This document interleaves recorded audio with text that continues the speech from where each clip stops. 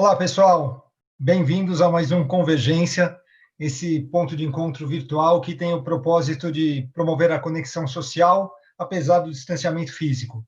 Eu sou Marcelo Pirozelli, diretor de criação da casa, e junto com o Guto Belchior, diretor-geral da casa, estamos aqui para receber mais dois convidados especiais aí que têm em comum o prazer pelo saber. Hoje aqui com a gente a médica Ana Cláudia Arantes e o empresário Marcelo Galvão. Eu queria começar o papo de hoje, antes de passar a bola para eles, antes de fazer uma provocação aqui para eles, com você, Guto, para a gente inaugurar uma tradição. Aqui tem uma tradição que eu acho muito legal na NFL, que no Super Bowl eles homenageiam heróis de guerra, né? Eu acho que toda vez que a gente tiver um médico aqui na sala, a gente podia fazer uma salva de palmas, né? O que você acha? Gostei, meio de repente assim, mas gostei da ideia. Todos os médicos desse país, cara, os nossos parabéns e agradecimentos até. Boa, Marcelão. Uma coisa interessante é que no WhatsApp da Ana tem ela sorrindo de máscara, né?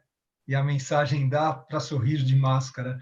Acho Boa. que só aí já tem um recado bem grande para a gente que às vezes está incomodado aí com o confinamento ou com qualquer outra coisa que não se compara a estar enfrentando o front, né? O campo de batalha lá dos hospitais.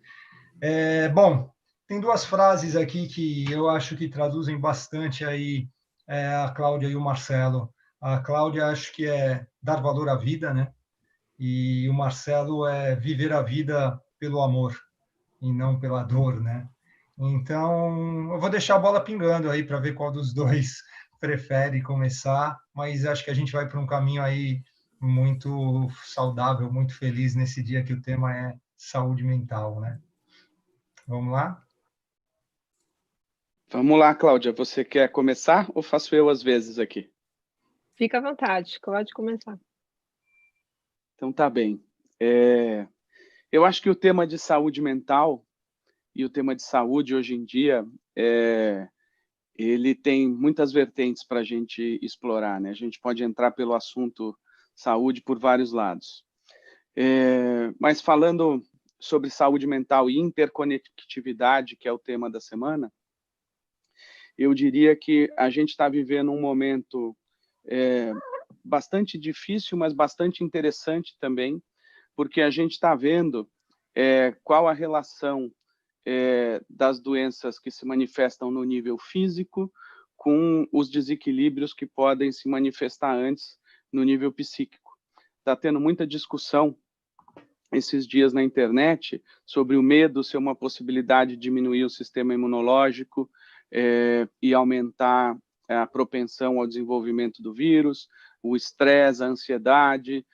A gente está tendo que lidar com uma situação de lutar contra um vírus, mas ao mesmo tempo lidar contra os medos e lidar contra essa situação muito particular que a gente tem que se recolher nas nossas casas, se recolher nas nossas famílias e a gente tem que reinventar a forma como a gente se relaciona com as pessoas no trabalho, na família, em todas as relações que a gente cultiva ao longo da vida.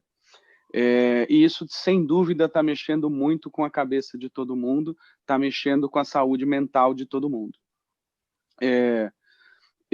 Eu tenho recomendado para as pessoas que eu tenho conversado que procurem cuidar da sua saúde mental, dos seus sentimentos e do seu corpo físico, igualmente nesses momentos de reclusão. Vai ser uma maneira muito mais fácil de passar por isso, de passar por esse momento de transição que a gente está passando. Você concorda com isso, Ana? Deixa eu ver aqui. Eu penso que nessa linha é valioso que nós possamos pensar que talvez o mundo agora esteja dividido em duas partes. Não tem mais tantas diferenças entre as pessoas, né? Não existem homens, mulheres, ricos e pobres, ou brancos e negros, ou amarelos e vermelhos. Não tem mais essa divisão dentro da nossa espécie humana. A gente está dividido agora entre o grupo que precisa de ajuda e o grupo que ajuda. Então, é preciso ter consciência de que a nós cabe a possibilidade da escolha quando é o momento de ajudar. Porque no momento de precisar de ajuda, para as pessoas que estão adoecendo, não é uma escolha. Embora a gente possa até fazer algum julgamento em relação às pessoas que estão, assim, de uma maneira indiscriminada, optando por não respeitar o isolamento social, mas encontrando uma resposta nessa questão de você se valorizar, de você poder ter essa consciência de escolher de que lado você fica. Se você vai ser a pessoa que precisa de ajuda ou a pessoa que vai ajudar. Porque nesse momento, as pessoas que estão vivenciando etapas muito imensas de medos, de angústias, elas poderiam sair desse espaço se elas se sentissem parte desse processo da interdependência, né? Que a gente pode ajudar as pessoas. Mesmo estando no isolamento social, a gente pode ser um instrumento de transformação do seu vizinho. Você não precisa nem salvar o planeta. Você pode ser alguém que abre a porta e tenta descobrir se o cara da frente está precisando de alguma coisa. Então, nesse momento, eu penso que a consciência sobre essa escolha é o melhor caminho para que você possa abrir mão desse sofrimento tão imenso que as pessoas possam experimentar dentro da própria casa delas. Porque quem está fora, eu e meus colegas e todos os colegas da área da saúde, o que a gente está enfrentando é inimaginável para ninguém, nem para nós a gente poderia imaginar o que nós estamos tendo que enfrentar. Então, o fato é que nós vamos ter que passar por isso. E é bom que a gente possa fazer uma escolha mais sensata, mais honrada, mais lúcida, de ser parte daqueles que ajudam. E se responsabilizar para não ter que cair na malha fina, né, daqueles que vão precisar de ajuda. Porque não é uma experiência legal, não. Não é nem um pouco boa.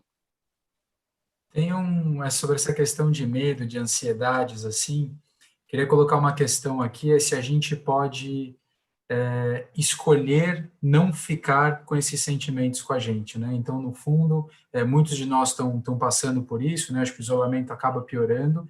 E tem uma outra tese também que fala de que forma, por exemplo, no que você se doa para outra pessoa, isso acaba sendo positivo para a gente também. Então, puxando esse gancho da interdependência, eu queria entender com vocês como é que vocês enxergam, né? Isso da gente optar conscientemente por sair dessa vibração de medo e de ansiedade, e através, até, primeiro, do entendimento que estamos todos interconectados, e de começar a pensar no outro como uma forma da gente mesmo se autocurar ou se autocuidar. Faz algum sentido isso na cabeça de vocês? Sem dúvida faz. Desculpa. Não, você primeiro, Ana, por favor. Sem dúvida nenhuma faz sentido, porque se você está na sua casa, e você pode ter consciência de que você está com medo. Eu acho que a primeira coisa que a se perceber, Guto, é de que o medo não é meu nem teu. O medo existe. E nós não somos donos desse sentimento. Mas também ele não vai tomar conta da gente, porque está todo mundo vivendo a mesma coisa, em graus diferentes. Todo mundo está amedrontado por alguma coisa. Então, quando você reconhece que o medo existe e ele não é só seu, você já tem uma sensação de pertencimento, de um peso que é dividido entre muitas pessoas. Eu falo, o mundo agora está todo mundo na mesma página. Não tem pós-graduação, não tem graduação, não tem, tá todo mundo na mesma página. Essa percepção de somos humanos e a partir disso nos conectamos com emoções humanas, dilemas humanos. E aí você pode ter essa consciência de que o medo existe e ele está me fazendo companhia hoje. O que eu vou fazer com isso? Então, essa semana eu dei uma ideia para um grupo que estava todo mundo pirado. Eu falei, olha, vocês têm que ficar em casa, então vocês vão entrar na internet e vão peneirar todas as boas notícias que saíram nas últimas 24 horas sobre o que está acontecendo no mundo. Desde as óperas que estão acontecendo nas varandas na Itália, até a possibilidade de a camada de ozônio estar sendo regenerada por ter diminuído a poluição. E aí você vai peneirar as boas notícias e você vai se comprometer ao longo do seu dia de ter 6 horas de trabalho distribuindo essas boas notícias nos grupos de WhatsApp que você tem. Seja um instrumento de transformação da emoção do outro que lê a sua notícia. Porque a gente tem esse poder de levar uma notícia para uma outra pessoa que muda a configuração dela a hora que ela lê, fazer ela sorrir. é muito importante que a gente se comprometa com isso, não de tornar isso uma piada, né? A gente está vendo muita gozação em relação a isso, que é até divertido, mas quando você assumir o papel de quem transforma a emoção do outro para algo mais positivo, ele vai ter mais força de lidar com o medo, que ele está lutando o tempo inteiro dentro dele. E esse lance de promover a mudança de estado emocional, ele está diretamente ligado com a nossa imunidade, né? Acho que tem um aspecto pragmático também nessa história, né? Pragmático que eu digo assim, além da saúde emocional, se acaba tratando a saúde física também, né? Ou seja, o sistema imunológico também é sensível a pensamentos positivos, a um sorriso, enfim, essa tua ideia de peneirar as ideias boas e compartilhar, você começa a gerar um efeito cascata de atingir, eventualmente, o sistema imunológico de alguém, né? Que se ficar debilitado nesse momento, está potencializando o seu risco na hora que pisa em um hospital, né? Com certeza. Deixa eu pegar um gancho que a Ana colocou ali, que o medo, às vezes, ele não é nosso, ele é dos outros, né? Eu gosto muito de uma imagem, eu fiz alguns cursos na Índia, há alguns anos atrás, em que tem uma imagem de que, assim como a gente tem uma atmosfera, que a gente respira o ar, existe também uma pensamentosfera. Então, os pensamentos que estão aí, eles não são só nossos, eles são do coletivo, e a gente capta esse pensamento como a gente respira o ar que está sendo compartilhado por todo mundo. A gente poderia dizer a mesma coisa do medo. Esse medo que está presente, ou essa ansiedade, essa insegurança que está presente, essa dúvida ou tristeza, todos esses sentimentos que estão aí, eles são sentimentos que não são necessariamente nossos. E aí, pegando esse gancho, e junto com a pergunta que o Guto colocou, sim, a gente pode fazer a escolha de controlar esse medo. A gente pode fazer a escolha de controlar essa ansiedade. Tudo começa com a consciência de que esse medo e essa ansiedade não são nossos. Eles não, o estado natural do ser humano não é um estado de medo e de ansiedade. Se a gente tiver consciência disso e tiver a capacidade de se auto-observar, a gente consegue superar o medo. E aí eu queria colocar uma visão da medicina antroposófica, do Ayurveda, de diferentes práticas que eu tenho estudado e seguido ao longo da vida. Todo o processo ele começa com uma dúvida no pensar. A dúvida no pensar é que faz o medo vir. Então, a dúvida vem no pensar, o medo é algo inconsciente, que faz parte do nosso corpo físico, está arraigado em nós de forma inconsciente, e ele vem na sequência. A dúvida no pensar, um medo, porque eu não sei mais como agir corretamente, eu não sei o que fazer, e daí vem o medo. E depois a gente tem aqui no nível do sentimento uma tristeza. O medo se desdobra em tristeza, e no segundo momento pode se desdobrar em raiva, em agressividade, em descontentamento também. Se a gente estiver atento para esse mecanismo de que os sentimentos andam nessa ordem, que eles não são nossos, e a gente conseguir olhar um pouquinho para dentro e se distanciar desses medos, sim, a gente pode controlar essa ansiedade. E eu acho que isso é parte da oportunidade que a gente tem hoje como humanidade. A gente está sempre correndo para um lado e para o outro, todos os afazeres da vida pessoal, social, familiar, trabalho, e de repente a gente tem essa oportunidade de parar. Talvez efetivamente a gente estivesse precisando dessa oportunidade de parar para que esses sentimentos todos não fossem donos de nós, mas a gente fosse dono de si mesmo e conseguisse se colocar de maneira centrada, mesmo diante de toda essa vibração que está ao nosso redor. Eu acho que esse ponto que você tocou, Marcelão, ele traz também a questão da grande pausa que a gente está vivendo, né? Então, acho que nesse momento onde parece que o planeta parou, né? Boa parte do planeta parou para refletir, né? A gente pode aproveitar para fazer reflexões que talvez a gente só fosse fazer muito para frente na vida, né? Aí, puxando um gancho para Ana, você fala muito sobre a fragilidade da vida, né? E sobre os pontos, os 5 pontos que passam pela sua cabeça quando você está diante, quando a morte está mais próxima, que geralmente as pessoas vão parar para pensar nisso, numa fase, numa idade já avançada, se for uma morte natural, né? e que, de repente, pode ser que hoje em dia não necessariamente você vá esperar para pensar nisso. Você tem uma antecipação, né? Porque, infelizmente, a grande realidade é que a morte está aí, nas ruas, né? A gente estão todos vulneráveis, né? Estamos todos vulneráveis, né? O corona é muito democrático, né? Então, acho que, de repente, é uma oportunidade de uma reflexão coletiva e, quem sabe, isso mude um pouco a nossa pensosfera, né? Eu queria que você recapitulasse para a gente quais são esses 5 pontos que você toca que as pessoas costumam mais refletir quando estão quando estão vendo a morte de perto, né? Essa coisa dos 5, são 5 arrependimentos, né? Foi um tema que eu, quando comecei a ter uma visibilidade mais abrangente, né, da minha fala sobre a questão da morte, eu discorri bastante sobre os 5 arrependimentos antes de morrer, que foi uma reflexão iniciada por uma enfermeira australiana, que começou a trabalhar com pacientes em final de vida em domicílio, e ela trazia essa visão da pessoa que está morrendo em relação ao que ela olharia para a própria vida e diria, me arrependo dessas coisas. Então, a primeira delas eu gostaria de ter feito escolhas mais compatíveis com o que eu acreditava que fosse melhor para mim, mas eu não fiz. Eu fiz escolhas com base na perspectiva das pessoas que estavam me julgando, né? Então, a sociedade, o chefe, a esposa, o marido, o companheiro, a companheira, os filhos, enfim, os pais, a gente toma decisões que transformam a nossa vida levam a gente para um lugar onde a gente não queria estar, mas a gente foi porque alguém achou que a gente devia ter ido. O segundo arrependimento eu gostaria de ter demonstrado mais afeto, ter dito mais o que se passava dentro dos meus do meu sentimento, da minha emoção.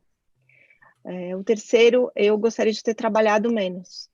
Em geral, as pessoas elas acabam se dedicando mais do que 8 horas para o trabalho, porque elas podem estar presencialmente 8 horas, mas elas estão mais 4 pensando nos problemas do trabalho, 12 horas, aí você junta o tempo de comer. Na verdade, quando você come, você está pensando também nas questões de trabalho, tomar banho, você também está pensando, aí você passa metade da noite sem conseguir dormir preocupado, aí você dorme 4 horas. Então, aí você trabalha demais, não só porque você está no trabalho, mas porque você está com a cabeça no trabalho.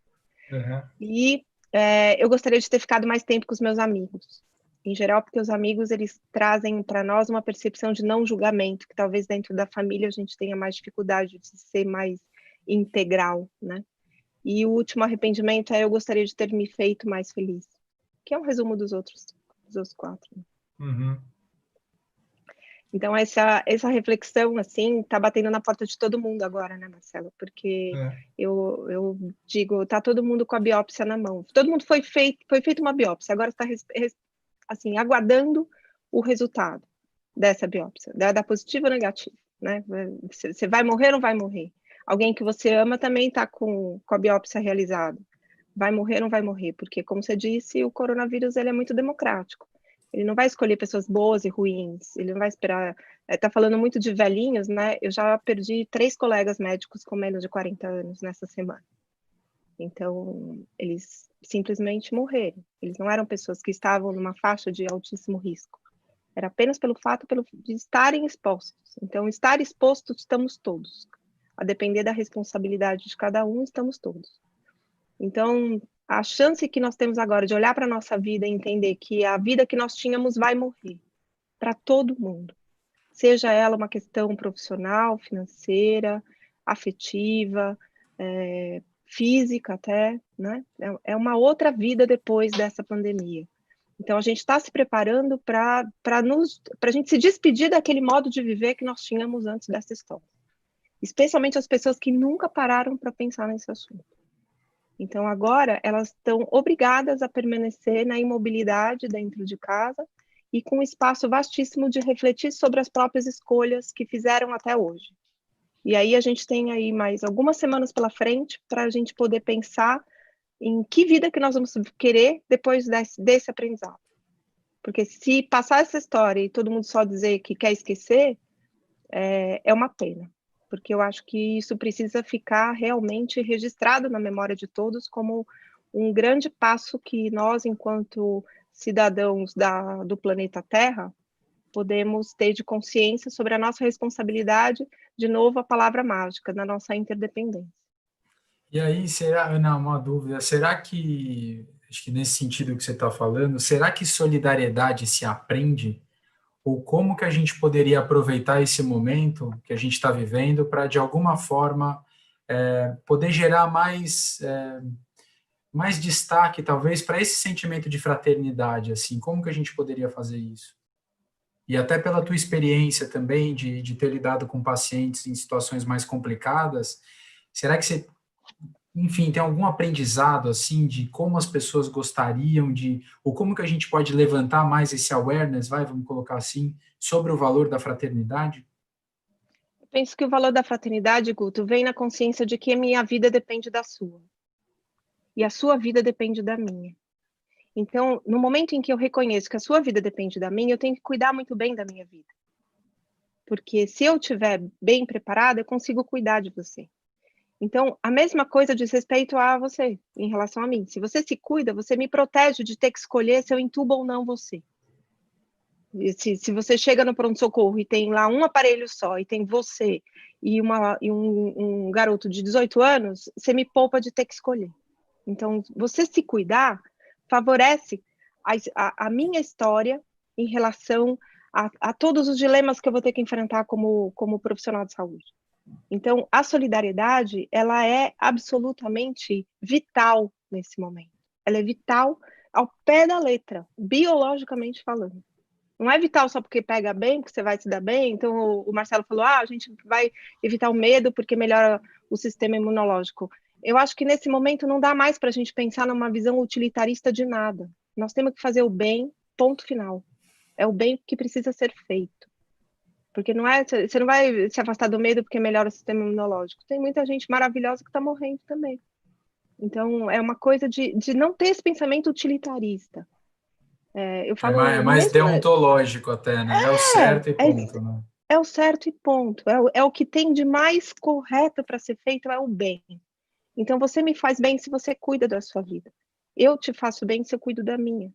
E isso já é solidariedade. Isso é muito bonito o que a gente está vendo, porque assim, o fato de você poder se poupar, você poder cuidar da sua saúde mental, da sua saúde física, faz bem para todos à sua volta. Então, é uma coisa magnífica. Você pode ser, tipo, entre aspas, egoísta, e assim mesmo, tá fazendo um bem danado para todo mundo à sua volta. Então, Ana, desculpa, Guto, quer falar ou falo eu? Imagina, eu fiquei surpreso, eu nunca tinha parado para pensar no que você acabou de falar, Ana. Fantástico o raciocínio, assim, eu estou meio surpreso, assim, de um lado super positivo, que nunca tinha parado para imaginar nisso. Eu estou atordoado aqui também, que eu estou querendo cuidar do meu sistema imunológico para não dar trabalho para os médicos. Acho que se eu ficar tanto preocupado com medo das coisas e tiver insônia e baixar o meu sistema imunológico, eu posso ser um a mais para atrapalhar no processo. Então, eu acho que, sem dúvida, agora o momento é de fazer o bem, é de desenvolver o bem em si mesmo. O Guto perguntou se solidariedade é uma coisa que você pode desenvolver. Sim, conforme você vai cuidando da sua consciência, dos seus sentimentos, de todo o seu desenvolvimento, é natural que você desenvolva a solidariedade, você desenvolva a compaixão e você desenvolva atitudes mais corretas e mais para o bem. É muito menos você agir por aquilo que é bom, eu me aproximo, aquilo que é ruim, eu me afasto, aquilo que é uma vantagem, eu quero, aquilo que é uma desvantagem, eu não quero, e você chega no ponto de, assim, eu faço o que é correto, independentemente se é bom para mim ou se não é bom para mim. Eu tenho que fazer algo que é bom para o todo. Eu acho que isso acontece no nosso desenvolvimento normal. E pode ser prazeroso esse desenvolvimento. No momento que a gente está vivendo, a gente está aprendendo essa visão toda de solidariedade pela dor. E a gente só está aprendendo pela dor porque a maioria de nós se esqueceu de fazer esse caminho de desenvolvimento pessoal e se esqueceu do outro. A verdade é que a gente sempre foi indiferente para as doenças que assolam a maioria da humanidade, para as questões econômicas que assolam a maioria da humanidade, e a gente está vendo nesse momento que essa doença e essa situação econômica está afetando a todos indistintamente. Então, essa indiferença que a gente tinha até então era algo que não era para o bem de todos e que não era correto. Então, nesse momento, a gente está aprendendo pela dor. E aí eu vou fazer uma polaridade com o que a Ana disse. Eu acredito que sim, a gente tem que se cuidar, a gente tem que cuidar do outro do ponto de vista da saúde, mas claramente a gente tem uma polaridade. A gente também tem a questão econômica e a gente tem que encontrar um meio termo que eu acho que não encontrou. A gente foi muito para um extremo movido pelo medo. E, de novo, crise é sinônimo de oportunidade. Tem um ideograma chinês que diz isso, todo mundo conhece essa perspectiva. Se a gente está descobrindo sentimentos mais elevados dentro do isolamento, que é a realidade com a qual a gente tem que conviver hoje, nós vamos ter que descobrir sentimentos muito mais elevados quando a gente sair dessa crise para cuidar da situação econômica. Eu hoje estou falando com gente que está passando fome. Já não tem dinheiro há 4, 5 dias para comer nada, o dinheiro do governo não chegou, e isso é generalizado, a gente não está vendo isso. Nós que estamos tomando decisão, que estamos ainda participando, debatendo na internet, ou que, enfim, temos uma condição mínima para esperar esse tempo do isolamento sem grandes consequências nas nossas vidas, a gente não está vendo como isso já está se manifestando fortemente no nível econômico para as outras pessoas. E, assim, é a realidade, já aconteceu. Então, a gente vai ter que encontrar, da mesma maneira como está encontrando uma forma amorosa para lidar com a questão da saúde, a gente vai ter que se reinventar completamente para encontrar uma forma amorosa de lidar com a questão econômica. Boto, já tem aí um panorama geral do que a galera está achando desse papo todo aí. Acho que estamos super alinhados assim com tudo que a gente está discutindo aqui. Eu queria colocar uma questão que eu fiquei pensando agora, tá? Lembrando que eu sou zero especialista das coisas, mas uma coisa que eu fiquei pensando assim será que da mesma forma que existe uma pirâmide de Maslow, que vai das necessidades mais básicas até as mais superiores, de certa forma, a questão, minha pergunta é, será que existe como se fosse uma hierarquia de sentimentos também? Porque se a gente for parar para pensar, o medo e a ansiedade, elas estão muito ligadas ao nosso próprio instinto de sobrevivência, né? E eu gosto muito até de uma tese de Aristóteles que ele fala que, na verdade, a grande virtude, né, uma vida bem vivida do ser humano é lutar contra seus próprios instintos, né? A gente, no fundo, nossa vida é tentar nadar contra uma grande correnteza.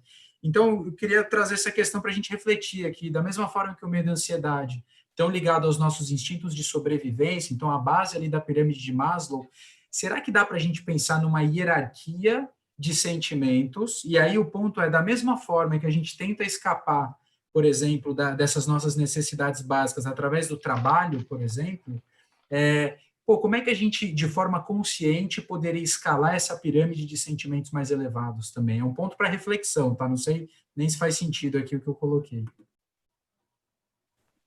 Eu acho que em relação a essa questão da pirâmide, da pirâmide de Maslow, Wilton, é muito interessante que mesmo nas pessoas, né, na fração mínima da população que tem acesso a essa construção hierárquica, né, de valores e tudo mais, você ter as suas condições básicas satisfeitas, as pessoas não tinham condição de ter consciência sobre as próprias escolhas do que comiam.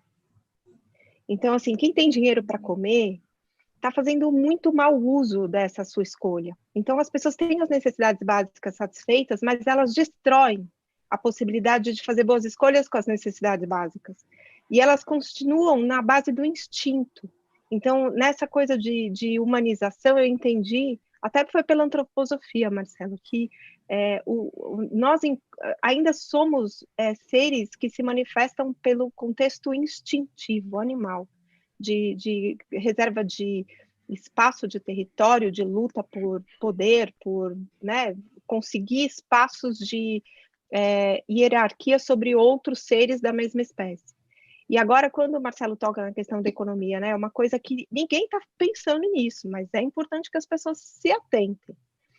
O número de mortes tem sequelas para além da morte. Então, para cada pessoa que morre, a gente estima que tenha 10 pessoas em processo de luto depois dessa morte. Então, essas 10 pessoas que vão entrar em processo de luto, elas são, muitas vezes,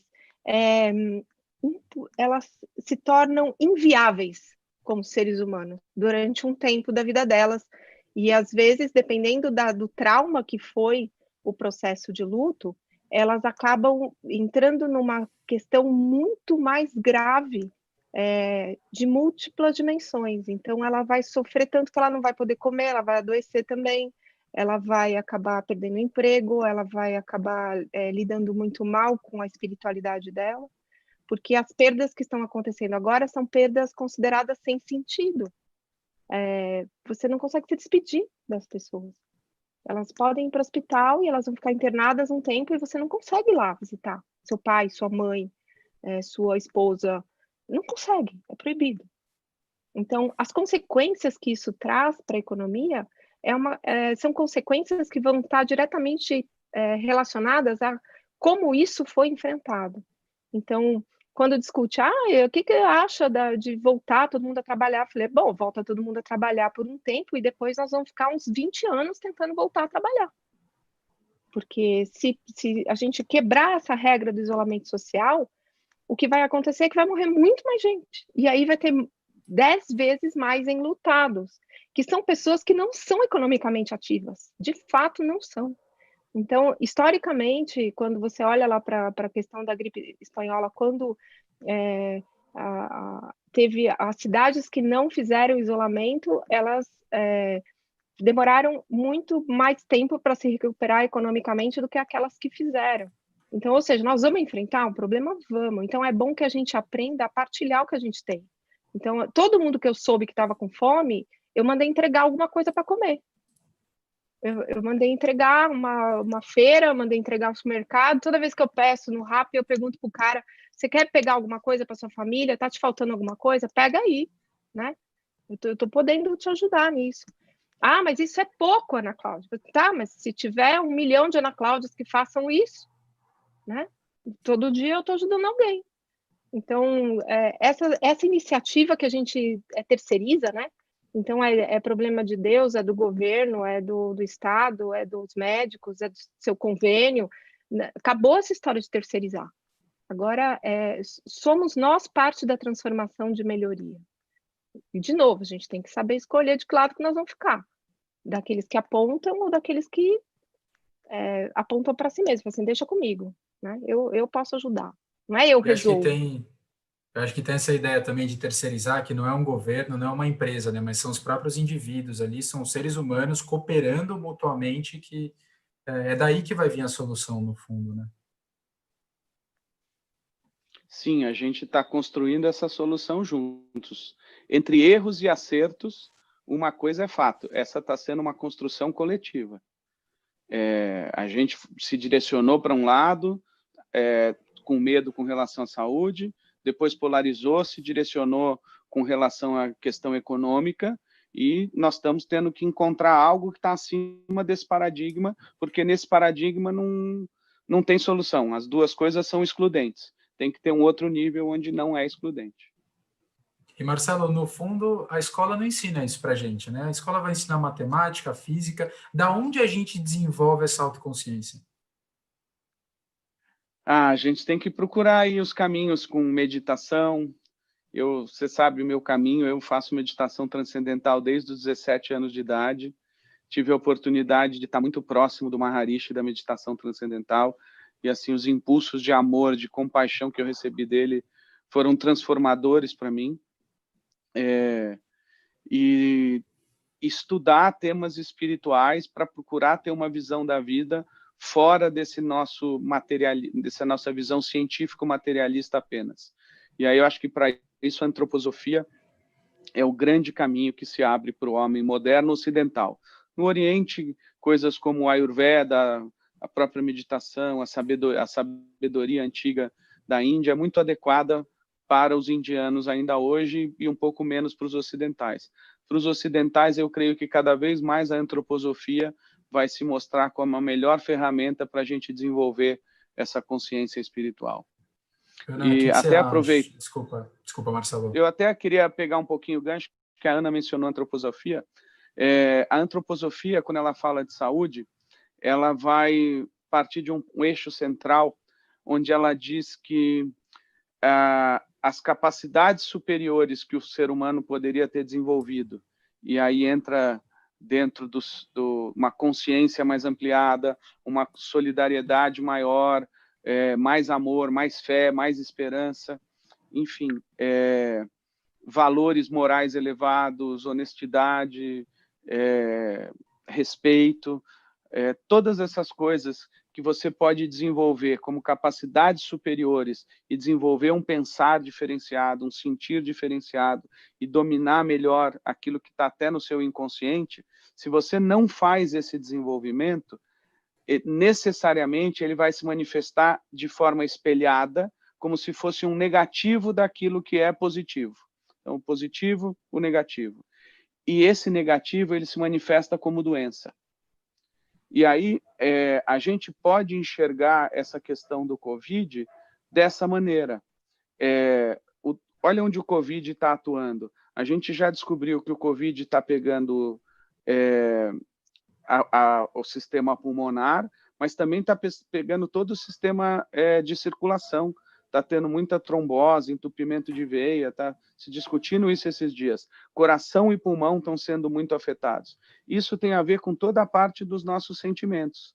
A humanidade, ao não trabalhar a sua consciência no mental, se deixar levar pelos seus impulsos voluntariosos, sem se preocupar com ninguém no nível inconsciente ou mesmo medo, e não ter desenvolvido essa parte central aqui, que é a parte do sentimento, da fé, amor e esperança. Essas três coisas são forças da alma, são forças que o ser humano desenvolve no seu caminho, nesse caminho positivo, como novas capacidades. Se a gente não desenvolve isso, isso vai se manifestar como doença.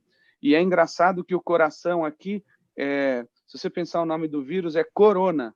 Corona vem de cor, vem de coração, e vem de coroa também. O símbolo da coroa é um símbolo, no passado, representa uma sabedoria, onde as pessoas desenvolveram uma sabedoria do coração, do corona, e levaram essa sabedoria para a cabeça. E aí você era um rei, você era um guia, um sábio que guiava um povo. E hoje em dia, é engraçado a gente observar que essa questão do corona está nos alertando para os nossos egoísmos, para a nossa indiferença para as pessoas, para a falta de solidariedade, está nos alertando para tudo isso. Então, é como se essa doença fosse uma oportunidade para a gente ver aquilo que a gente não desenvolveu. E mesmo que pela dor, a gente ter uma oportunidade de se conscientizar e passar a desenvolver isso. E quase que de forma simbólica, né, Marcelo? Pelo que você está falando, é tudo muito simbólico também o que está acontecendo, né? Muito simbólico. Ana, o que você acha? Como desenvolver essa autoconsciência num mundo onde nem a escola, nem as universidades ensinam isso para a gente? Na verdade, a gente nasce sabendo, Guto. Eu gosto muito dessa coisa de neurociência e tem vários estudos mostrando que a gente já nasce com esse sentimento altruísta. E aí a educação tira isso de nós. Então, um estudo que foi descrito com bebês recém-nascidos, se um chora, o outro chora. Quem tem filho, tem gêmeos em casa, sabe que eu não estou mentindo. Um chora, o outro chora. Quando eles vão crescendo, com a criança, quando está com 18 meses, 1 ano e meio, né? Se um chora, o outro vai tentar acudir, vai tentar ajudar. Se você pega uma criança de 1 ano e 8 meses e põe ela para escutar o choro de uma outra criança, um áudio, ela começa a andar pela sala onde ela está, procurando onde está a criança para ajudar. E se ela não encontra, ela chora. E se você pega essa criança e põe para ela escutar o choro dela, que foi gravado antes, ela não chora. Então, quando a gente já nasce com esse acessório de fábrica, que a gente inativa esse aplicativo que já vem instalado, né? Então, se a gente se permitisse levar o que nós já trazemos como seres humanos, a gente já ia em busca de ajudar as pessoas que estão em sofrimento. Mas aí, quando você leva teu filho no shopping, e aí ele vê uma criança chorando, ele fala, papai, vamos lá ver que o bebê tá chorando. Aí você fala, não, bem, ela tem mãe, né? Não é problema seu. Então, não se meta com isso. Você não tem que resolver as coisas que não são seus problemas. E a gente educa as pessoas. Não é só a escola que educa, também em casa a gente faz essa educação, né? Deixa que a mãe resolve. Então, essa natureza nossa já é pertencimento. Nós, ao longo da nossa vida, excluímos essa possibilidade do altruísmo. Porque não pega bem, porque não vai ter vantagem, porque, imagina, as pessoas vão se aproveitar de você, se você for assim. Só que agora não tem essa. Então, eu, como uma conversa com a minha filha essa semana passada, ela estava falando, mãe, a gente estava chegando à conclusão que o coronavírus é um anticorpo do planeta Terra contra o ser humano. Nossa. E faz todo sentido, né? Porque só pegou o ser humano, botou todo mundo dentro de casa e na base do medo, né? Não foi na negociação. É tipo, vai todo mundo, a vida sendo mãe, né? Botando todo mundo no quarto para pensar no que fez. A gente não faz isso com filho, às vezes, põe no castigo. Vai pro seu quarto Genial. pensar o que você fez, né? Então agora tá todo mundo no seu quarto pensando no que fez. E a natureza, Guto, tá linda, né? Tem pavão em Madrid, tem peixe lá no canal de Veneza, a camada, né, realmente lá a camada Ozônio. da atmosfera de ozônio se regenerando. Então, no caminho aqui de casa que eu vou para o hospital, as árvores estão mais verdes. A natureza rapidamente percebeu, falou, cara, tiraram aqueles bandos de doidos daqui, né? Então, vamos viver. Então, é um anticorpo, presta atenção, olha só, é sua casa, né? Vai todo mundo para casa pensar o que fez. Então, objetivamente, é isso que está acontecendo. Pessoal, a conversa de hoje foi tão forte, tão dura aí para a gente refletir, que eu perdi a noção do tempo aqui. A gente já está a 2 minutos do nosso final aqui, dos nossos 45 minutos. Então, eu vou fazer um fechamento aqui rápido, puxando o gancho do próximo episódio, e a gente termina por aqui, tá bom? Tá bom. Na verdade, eu juntei 3 pontos aí, que essa questão da pergunta que o Guto colocou, uma das perguntas que o Guto colocou, que é se solidariedade se aprende, né? Por outro lado, a visão da Ana de que a gente já nasce pronto, né, para uma série de coisas, e que aí a sociedade vai nos estragando, né? O código social que a gente aceitou viver, né, que acabou permeando todas as instituições, não só o ambiente de trabalho, mas as escolas, e a gente acaba entrando nessa esteira, né, nesse processo. E como terceiro ponto aí do Marcelo tocando na questão aí da etimologia da palavra do corona, e a gente trazer mais a questão do pensar com o coração, né? Antes de racionalizar, a gente ouvir o coração, né? Eu acho que a soma desses 3 pontos aí traz para a minha palavra, que vai ser a pauta de amanhã. Amanhã a gente vai falar sobre responsabilidade humanística. Vai vir o professor Dante Galian, que tem um laboratório de leitura na Unifesp, que é um ambiente de médicos, né? E ele leva isso para empresas. E vai estar aqui com a gente também o Alexandre Serafim, que é CEO de uma farmacêutica internacional, aí uma farmacêutica suíça, e que implantou esse processo lá na empresa deles, né? Então, acho que amanhã a gente vai poder trazer um pouco de luz para essa questão dos pequenos núcleos, né? Se a gente pegar e criar pequenos núcleos de respeito e confiança mútua, né? Se cada um abraçar um pouco essa bandeira da responsabilidade humanística nos seus pequenos núcleos, talvez a gente transforme a sociedade como um todo, né? Enfim, é isso. Alguém quer fazer mais uma colocação final aí no tempo extraordinário? Ana? Eu queria. Marcelo? Fala aí, manda aí. Eu queria dizer o seguinte, uma coisa que eu aprendi com o Maharishi. Quando as piores coisas estão acontecendo no nível superficial da realidade, as coisas mais importantes estão acontecendo no nível profundo da realidade. Eu acho que é isso que a gente está vivendo nesse momento. E como segunda frase, dele também, e que eu acho que parte da solução para os nossos problemas é a gente entender isso. O mundo é minha família. Nesse momento, a gente precisa cuidar da nossa família de sangue, mas a gente precisa cuidar de todas as outras pessoas como se fossem da nossa família. Isso vale para a saúde e vale para a economia. Eu acho que é a única maneira da gente sair de todos os problemas que são consequência desse momento que a gente está vivendo. Muito bom. Ana? Eu queria reforçar o pedido, né, para que todo mundo que estiver ouvindo a gente possa salvar o sentido de vida de muitos dos médicos, de muitos profissionais de saúde que estão na frente de batalha. Não se coloquem no risco de terem de fazer a gente escolher qual vida a gente salva. Vai ser muita gente precisando de muito recurso que não vai estar disponível. E eu queria dizer para os meus colegas da área da saúde que eu tenho certeza que todos nós seremos perdoados por tudo aquilo que a gente não vai conseguir fazer. Porque todo mundo vai estar fazendo o melhor que pode, mas a gente não vai conseguir fazer tudo o que a gente acha que acredita que é necessário. Então, estamos perdoados por isso. E que a cada paciente que você for atender, mesmo que ele tenha que ficar longe da família, que você diga para ele que você vai fazer o melhor que você puder pela vida dele. E que para cada pessoa que você vê que estiver morrendo, você possa dizer que ela é uma pessoa muito corajosa.